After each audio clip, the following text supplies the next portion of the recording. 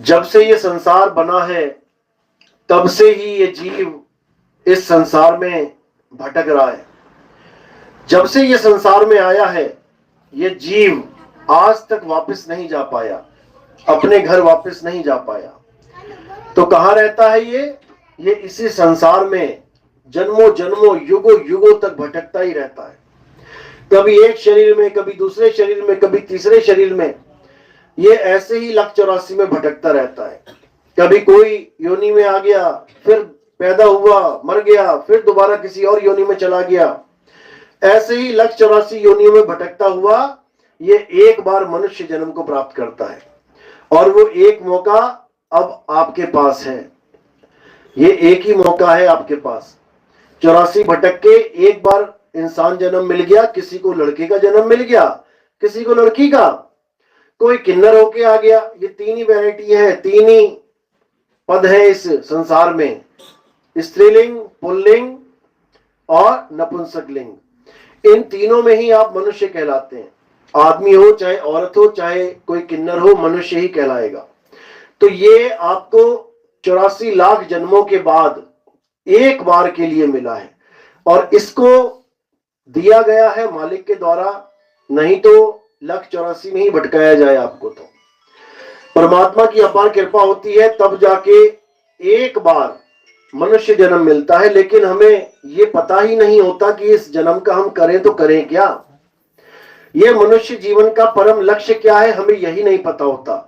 इसलिए हम सारा जीवन कहां लगा देते हैं, कोई पढ़ाई में लगा देता है, सारी उम्र पढ़ता ही चला जाता है। बड़े बड़े इंजीनियर, बड़े बड़े डॉक्टर, बड़े बड़े साइंटिस्ट सारी उम्र पढ़ने में ही लगा देते हैं और अंत में रोते हुए मर जाते हैं।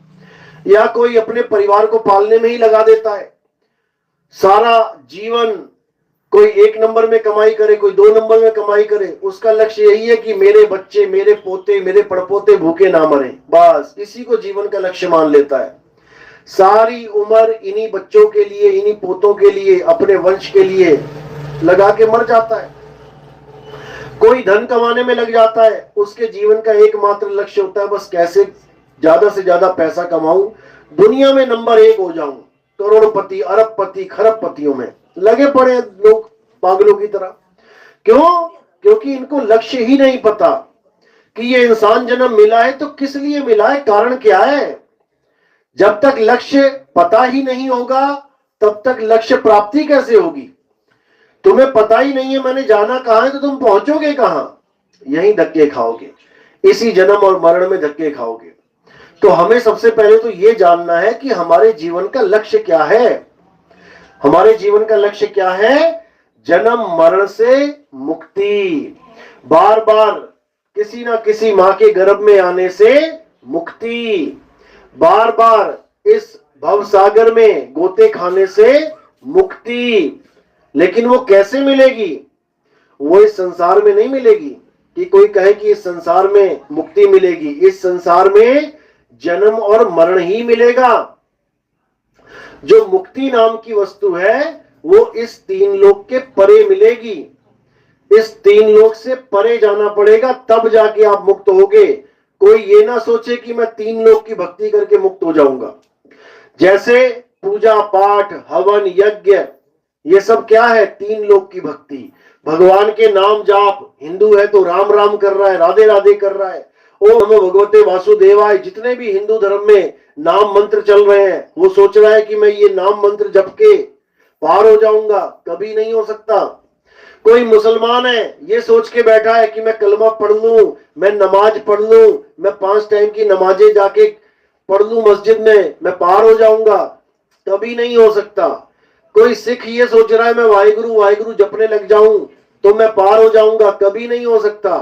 कोई ईसाई सोच रहा है कि मैं जाके चर्च में मैं प्रेयर करने लग जाऊं अंग्रेजी में, मेरी मुक्ति हो जाएगी, कभी नहीं होगी। क्यों?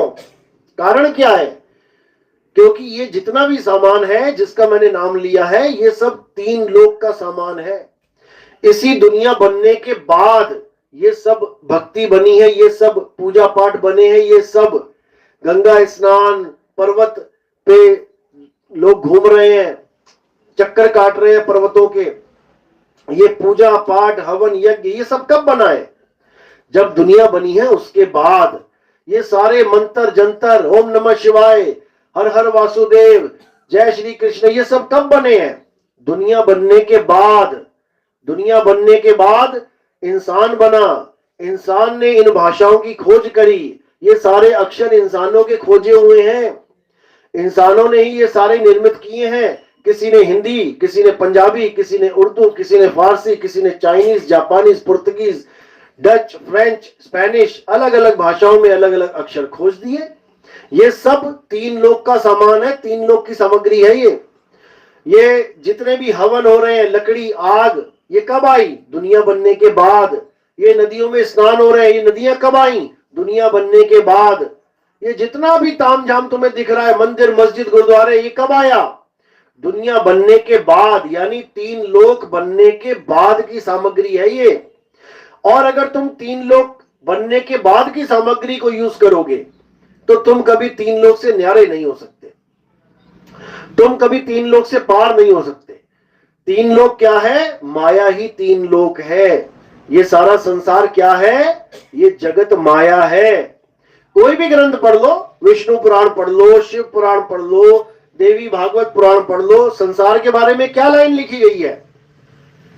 संसार को माया बोला गया है, ये माया की नगरी है, ये जगत एक माया है। माया का मतलब जो पल पल बदल रहा है वही माया है। देखो संसार, तुम खुली आंखों से देखते रहो, एक जगह खड़े हो जाओ 24 घंटे के लिए, तुम्हें हर चीज दिखती हुई बदल जाएगी, हर चीज। अंधेरे से सूरज उगेगा, धीरे धीरे आसमान पे चढ़ेगा, धीरे धीरे ढल जाएगा, तुम्हारी आंखों के सामने ही प्रकाश भी हो जाएगा, अंधकार भी हो जाएगा, 24 घंटे के अंदर अंदर। ये सब माया है। तुम्हारे आगे कोई भी चीज दिख रही है, सड़क है, लोग जा रहे हैं, आ रहे हैं, सब हिलती डुलती चीजें दिखाई दे रही हैं, ये सब माया है। ये जगत एक माया है। और अगर तुम इस जगत से, इस माया से प्रेम करोगे, इस माया की पूजा करोगे, तो समझ लो कि तुम माया में ही रहोगे। पत्थरों की पूजा, पत्थर कहां से आए? ये तीन लोग बनने के बाद आए। धरती आसमान बना तो पत्थर भी आ गए, अब तुम पत्थर को पूज रहे हो, यानी माया को पूज रहे हो। ये पीपल कहां से आया? ये तुलसी कहां से आई? ये माया है। तुलसी भी माया है, पीपल भी माया है। देखो, छोटा सा पौधा लगाओ, धीरे धीरे बड़ा होता है, बड़ा होके खत्म हो जाता है, सूख जाता है, हरे पत्ते पीले हो जाते हैं। ये सब माया है। इसी माया में सब उलझे पड़े हैं। क्यों? माया से परे का सामान नहीं मिल पा रहा है, तीन लोक से परे की सामग्री नहीं मिल पा रही है जिससे तुम्हारी मुक्ति होगी। और वो तीन लोक से परे क्या चीज है? गीता पढ़ो, गीता में इसका जिक्र आता है। हे अर्जुन, ये मेरी माया, यानी ये मेरा जगत, ये मेरा संसार, इसको कोई लांग नहीं सकता। इस त्रिगुणी माया को कोई लांग नहीं सकता, कोई नहीं सकता। कहां तक बचोगे? कहां तक इसको अपने से दूर करोगे? क्यों? सारे संसार को तो दूर कर दोगे, मान लिया, सारे संसार से बैरागी हो गए, लेकिन इस काया का क्या करोगे? ये काया तो साथ ले लेके घूमना पड़ेगा, जंगल जाओगे तो तुम्हारे साथ है। अरे तुम दुनिया छोड़ के, तुम धरती छोड़ के आसमान में चले जाओगे तब भी ये तुम्हारे साथ है, धरती छोड़ के पाताल में चले जाओगे तब भी ये तुम्हारे साथ है। कैसे छोड़ोगे इसको? ये हमेशा तुम्हारे साथ लगी रहेगी। तो यही समझाया जा रहा है कि तीन लोक से परे, यानी तीन गुणों से परे कोई बिरला ही पहुंच पाता है जो मेरी माया को लांग जाता है। और मेरी माया को लांगने का एक ही तरीका है, उसकी पूजा कर जो दुनिया से बनने से पहले अस्तित्व में था। दुनिया भी नहीं बनी थी तब, कोई भगवान भी नहीं था तब, ना विष्णु जी, ना राम जी, हनुमान जी, ना शंकर जी, ना माता दुर्गा, कोई भी नहीं था, तब भी वो था। अगर उसका ज्ञान तुम्हें प्राप्त हो जाए तो समझ लो कि अब इस माया को बड़े आराम से लांग जाओगे, नहीं तो नहीं लांग सकते। और वो क्या है जो संसार बनने से पहले भी था? वो एक ही चीज है, उसका नाम है आत्मा। आत्मा ही एक ऐसी वस्तु है जिसका ना तो कभी जन्म होता है ना कभी मृत्यु होती है। ये संसार पैदा होता है, नष्ट होता है, प्रलय महाप्रलय आती है, बनता है, बिगड़ता है, लेकिन एक ही ऐसी चीज है जो ना बनती है ना बिगड़ती है। वो क्या है? आत्मा ही है। इसी की महिमा सब संतों ने गाई, इसी की महिमा गीता में कृष्ण जी ने गाई, लेकिन लोग इसको समझ नहीं पाए। आज 5000 साल पुराना ग्रंथ गीता 5000 सालों से पढ़ा जा रहा है, लेकिन कोई इसको समझ ही नहीं पा रहा है कि इसमें पूजा करनी है तो करनी किसकी है, महिमा गाई गई है तो गाई किसकी गई है, कोई समझ ही नहीं पा रहा है। गीता पढ़ते हैं, उसके बाद कृष्ण जी की पूजा यानी कि उनकी मूर्ति की पूजा करके चले जाते हैं, जबकि कृष्ण समझा रहे हैं कि पूजा करनी किसकी है। क्या बोल रहे हैं वो, नैनम छिंदंती शस्त्राणी नैनम दहती पावका। हे अर्जुन, आत्मा को ना तो कोई शस्त्र काट सकता है, ना अग्नि जला सकती है, ना वायु सुखा सकती है, ना जल भिगो सकता है। उस आत्म देव की पूजा करनी है। लेकिन कौन कर रहा आत्मा की पूजा, एक भी नहीं कर रहा। किसकी पूजा करने में लग गए, जिसके शस्त्र लग गया, अस्त्र लग गया, जो कट गया फट गया, उसकी पूजा करने में लग गए। यानी शरीर, शरीरों के अस्त्र भी लग जाता है, शरीरों के शस्त्र भी लग जाता है। अग्नि शरीर को जला भी देती है, वायु शरीर को सुखा भी देती है, जल शरीर को भिगो भी देता है। तो किसकी पूजा में लग गए हम, शरीरों की, चाहे वो कोई भी शरीर हो, राम जी का, हनुमान जी का, शंकर जी का, विष्णु जी का, माता जी का, तुम्हारा हमारा, किसी भी शरीर की पूजा, ये गीता का ज्ञान नहीं है। किसकी पूजा करनी है, आत्म देव की पूजा करनी है। किसको याद करना है, आत्म देव को हमेशा याद रखना है। कौन है जो सारी सृष्टि चला रहा है, आत्म देव है जो सारी सृष्टि चला रहा है। सृष्टि यानी ये काया, ये माया, ये कैसे चल रही है। अपने घर से आप यहां तक आए हो, किसकी वजह से आए हो, किसकी ताकत से आए हो, आत्मा की ताकत से आए हो। आत्मा का नाम तो सुना है ना, गुजराती में आत्मा बोलते हैं। सब अपनी अपनी आत्मा लेके आए हो, घर तो नहीं छूट गई किसी की, बेड के नीचे गिर पड़ी हो कि खाना बनाते बनाते रसोई के पास, चूल्हे के पास रख दी और बिना आत्मा के आ गए यहां पे। एक बार चेक कर लो, सबके पास आत्मा है ना। क्या प्रूफ है कि आत्मा है, सबके पास मोबाइल है, दिखा सकते हो प्रूफ, हाँ है। सबके पास चूड़ियां हैं, हाँ है। सब बिंदी लगा के आए हो, हाँ लगा के आए। सबके पास आत्मा है, क्या प्रूफ है, कैसे साबित करोगे कि आत्मा है तुम्हारे पास, कैसे साबित करोगे, कैसे साबित करें कि इसमें पंखे में करंट है, चल रहा है तो साबित है, नहीं चल रहा है तो इसका मतलब नहीं है। तो आत्मा आपके साथ है, ये कैसे साबित करोगे, क्योंकि हिल रहे हो, बोल रहे हो, हंस रहे हो, देख रहे हो, यानी आत्मा है। और आत्मा शरीर से अलग हो जाए तो क्या होगा, हंसोगे, बोलोगे, चलोगे, खाओगे, पियोगे, उठा के 4 लोग उठा के वहां तुम्हें आग के ऊपर रख देंगे जाके। ये है प्रूफ आत्मा का। अगर आत्मा है तो सब तुम्हें प्यार करेंगे, मेरी बेटी, मेरा बेटा, मेरी मां, मेरा पापा। और आत्मा नहीं है तो सब उठा के तुम्हें स्वाहा कर देंगे कि नहीं है मेरी मां, नहीं है मेरा पिता, जला दो इसको, खत्म करो। तो अगर तुम्हें कोई प्यार कर रहा है तो किसकी वजह से, आत्मा की वजह से। अगर तुम नहा रहे हो, धो रहे हो, तुम बढ़िया बढ़िया कपड़े पहन रहे हो, तुम चमक रहे हो खूब, तुम सब कुछ कर रहे हो, किसकी वजह से, आत्मा की वजह से। 24 घंटे तुम्हारे साथ आत्मा रहती है, लेकिन तुम उसको जान ही नहीं सकते, कभी पता ही नहीं कर सकते कि आत्मा है क्या।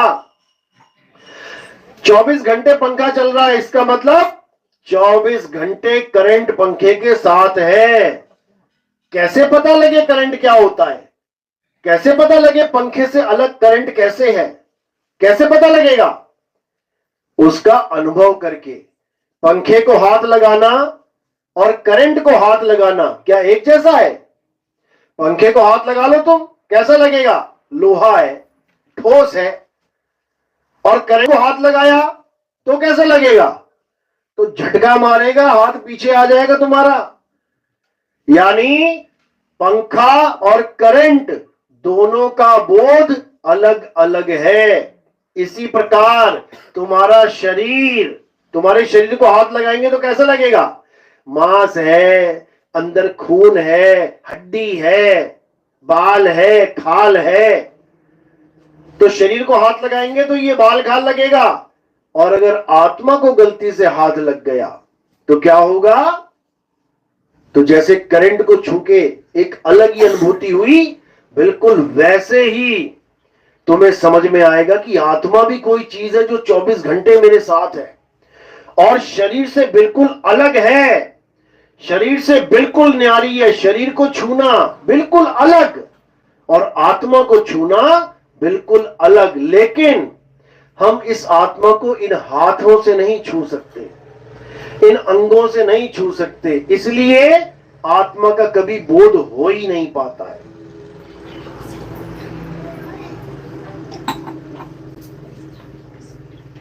आत्मा को हम कभी जान ही नहीं पाते। क्यों?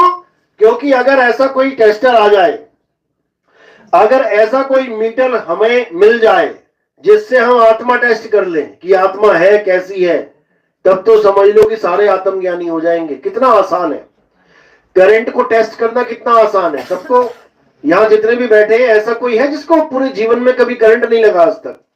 ऐसा कोई है? सब करंट खाए बैठे हैं। एक भी ऐसा हो जिसको कभी करंट नहीं लगा, तुम सारे मिलके भी उसे नहीं समझा सकते कि करंट कैसे लगता है।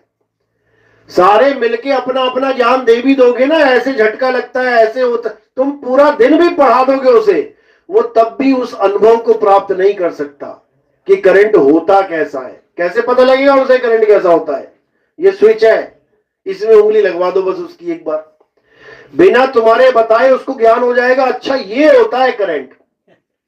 बिल्कुल इसी प्रकार आत्मा का अनुभव बिल्कुल अलग होता है और शरीरों का अनुभव बिल्कुल अलग होता है। हम शरीरों में उलझ चुके हैं, हम आत्मा को नहीं जान पा रहे हैं, इसीलिए हम धक्के खा रहे हैं, बार बार जन्म मरण में आ रहे हैं।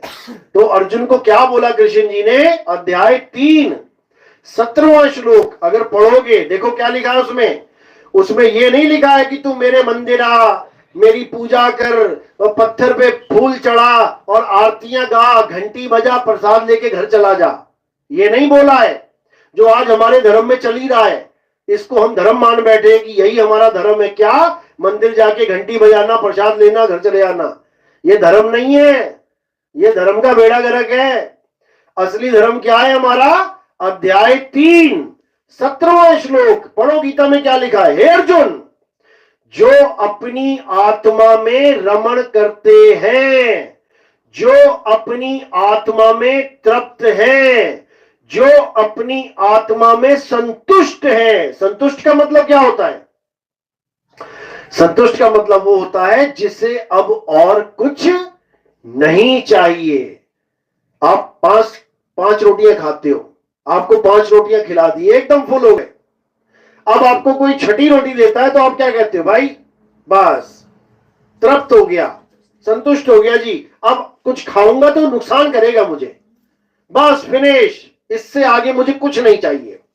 तो असली ज्ञान क्या है? जो अपनी आत्मा में तृप्त हो जाते हैं, जो अपनी आत्मा में संतुष्ट हो जाते हैं, जिनको कुछ नहीं चाहिए, अपनी आत्मा में संतुष्ट हो गए, अब ना राम चाहिए, ना श्याम चाहिए, ना हनुमान चाहिए, ना अल्लाह चाहिए, ना वाहिगुरु चाहिए, ना गॉड चाहिए, अपनी आत्मा के अलावा कुछ नहीं चाहिए। क्यों? क्योंकि अल्लाह, वाहिगुरु, गॉड, राम ये सब तुम्हारी आत्मा में विराजमान है, तुम्हें वो प्रत्यक्ष मिल गए। अब तुम्हें किसी का नाम नहीं चाहिए कि मैं किसी की आरती गा लूं, मैं किसी का भजन गा लूं, अब किसी की जरूरत नहीं है। अपनी आत्मा में रमण करना ही परमात्मा को प्राप्त करना है, ये गीता का संदेश है।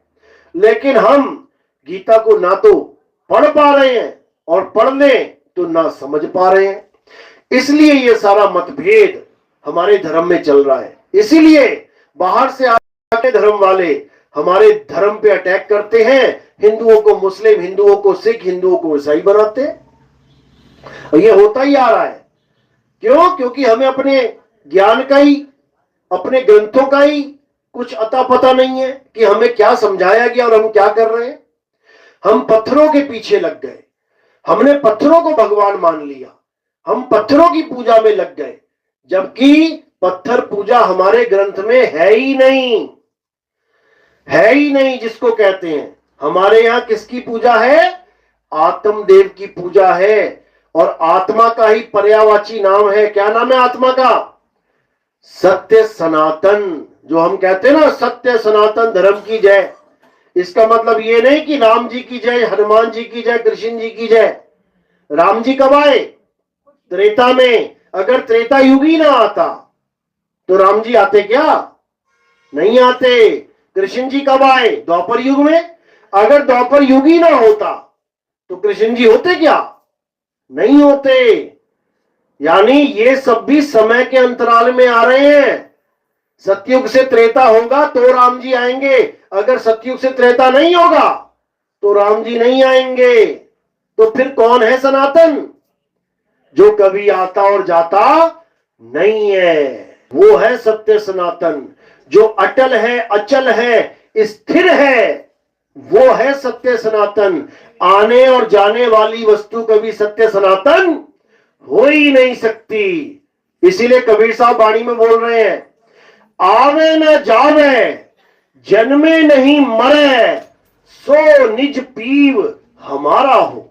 हमारा सत्य क्या है? जो आता जाता नहीं है। आने और जाने का काम किसका है? आने और जाने का काम माया का है। ये काया का है। ये काया ही माया है। माया की डेफिनेशन क्या है? माया की परिभाषा क्या है? जो जन्मे और मर जाए, जो पल पल बदले, जो सदा एक सी ना रहे, वो माया कहलाती है। देखो, ये शरीर पैदा हुआ कितना बड़ा था? 8 इंच का, 10 इंच का।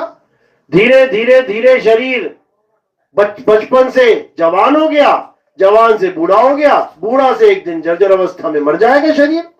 यही माया है। यानी कोई भी शरीर जो बड़ा हो रहा है, वो माया है। राम जी का शरीर, छोटे से बच्चे पैदा हुए, धीरे धीरे बड़े होने लग गए, माया है। कृष्ण जी का शरीर, छोटा सा बच्चा पैदा हुआ, माखन खा खा के बड़े होने लग गए, माया है। इतने बड़े हो गए कि अर्जुन के सामने पूरी सृष्टि, पूरे संसार, पूरे आसमान जितने खड़े हो गए, सब माया है। तो माया से परे क्या है? हे अर्जुन, माया से परे केवल एक वस्तु है जिसको आत्मा कहते हैं। इसीलिए हमें क्या करना चाहिए?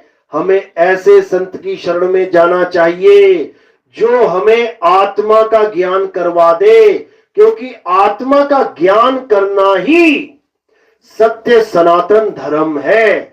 जब तक आत्मा का ज्ञान इस जीव को नहीं हो गया, तब तक उसका जन्म कभी सफल नहीं हो सकता, कभी नहीं हो सकता। चाहे वो कितनी देवी देवताओं की पूजा करता रहे, चाहे वो कितने मंदिर, मस्जिद, गुरुद्वारे, चर्च जाता रहे, जब तक उसको अपनी आत्मा का बोध नहीं हो गया, जब तक उसको अपने आत्म देव का पता नहीं लग गया, तब तक उसका कल्याण नहीं हो सकता। अध्याय 4 34वां श्लोक क्या बोल रहा है गीता का? यही समझाया जा रहा है कि हे अर्जुन, जो आत्मा का ज्ञान मैं तुम्हें समझा रहा हूं, अगर तुम इस आत्मा के ज्ञान को प्रत्यक्ष रूप में प्राप्त करना चाहते हो, यानी इसके बोध में आना चाहते हो, तो तुमने क्या करना है? तुम ऐसे तत्वदर्शी संत के पास जाओ जिसने आत्मा का ज्ञान प्राप्त कर लिया है। केवल वही तुम्हें तुम्हारी आत्मा का ज्ञान समझा सकता है। और जो अपनी आत्मा को नहीं जानता, वो तुम्हें भी तुम्हारी आत्मा का ज्ञान नहीं दे पाएगा। जो खुद सारी उम्र मंत्रों में उलझा है, जो खुद सारी उम्र पूजा पाठ हवन यज्ञ में उलझा है, वो तुम्हें भी पूजा पाठ हवन यज्ञ में उलझा देगा। वो कभी तुम्हें आत्मज्ञानी नहीं बना सकता। यही कबीर साहब समझा रहे हैं, जल में मीन प्यासी, मोहे देखत आवे हासी, आत्म ज्ञान बिना नर भटके, कभी काबा कभी काशी। कहते हैं अगर ये जीव भटक रहा है इस संसार में, क्यों भटक रहा है? आत्म ज्ञान बिना नर भटके। केवल और केवल आत्म ज्ञान के बिना नर भटक रहा है, वरना सबकी मुक्ति हो जाए, सब परमात्मा को प्राप्त कर ले। लेकिन आत्मज्ञान नहीं है तो किसी न किसी चीज की तो पूजा करनी पड़ेगी। जब आत्मा को नहीं जानता, जब अविनाशी तत्व को नहीं जानता तो किसी न किसी नाशवान तत्व की पूजा करता फिरेगा। करना पड़ेगा, धार्मिक कहलाना है। आज पूजा पाठ सब कर रहे हैं, एक कसाई भी बकरा काटता है तब भी वो कलमा पढ़ लेता है, तब भी वो कोई ना कोई भगवान की आरती गा लेता है, भगवान से माफी मांग लेता है, कुछ ना कुछ वो भी धार्मिक क्रिया करता है, तब जाके बकरा काटता है कि इसका फल, इसका पाप मुझे ना लगे। वो भी इतना होशियार है। क्यों? क्योंकि आत्मा का ज्ञान नहीं है। कुछ ना कुछ तो करना पड़ेगा। आज जितने भी धर्म, जितने भी नाना प्रकार के पंथ बने बैठे हैं, अरे कुछ ना कुछ तो करवा ही रहे हैं। कोई बड़ी मूर्ति सी बना के उसके ऊपर दूध अभिषेक करवा रहा है, कुछ तो करना पड़ेगा। कोई लकड़ियां